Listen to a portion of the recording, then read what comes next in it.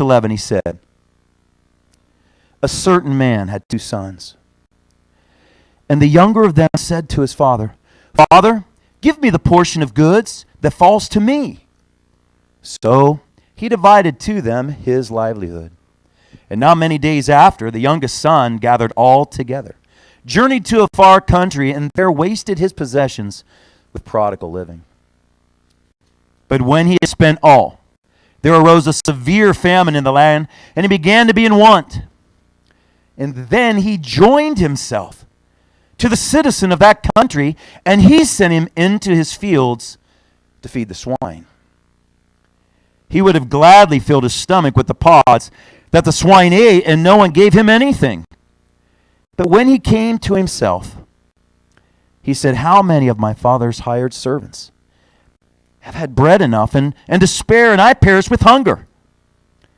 I will arise and go to my father, and will say to him, Father, I've sinned against heaven and before you, and I am no longer worthy to be called your son. Make me like one of your hired servants.' And he arose. And he came to his father. But when he was still a great way off, his father saw him and had compassion, and ran and fell on his neck and kissed him. And the son said to him, 'Father, I've sinned against heaven, and in your sight I'm no longer worthy to be called your son.' But the father said to him, to his servants, 'Bring out the best robe, put it on him, and put a ring on his hand and sandals on his feet, and bring the fatted calf here and kill it, and let us eat and be merry. For this is my son, was dead and is alive.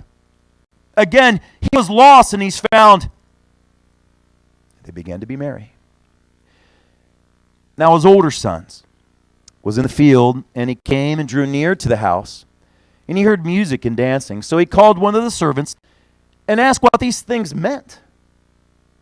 And he said to him, your brother has come, and because he's received him safe and sound, your father has killed the fatted calf.' But he was angry.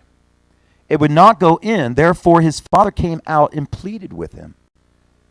So he answered and said to his father, 'Lo, these many years I have been serving you. I have never transgressed your commandment any time, and yet you never gave me a young goat that I might make merry with my friends. But as soon as your son has come, he has devoured your livelihood with harlots. You kill the fatted calf for him.'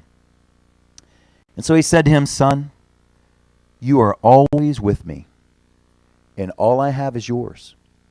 It was right that we should make merry and be glad. For your brother was dead and is alive again. He was lost and is found.'"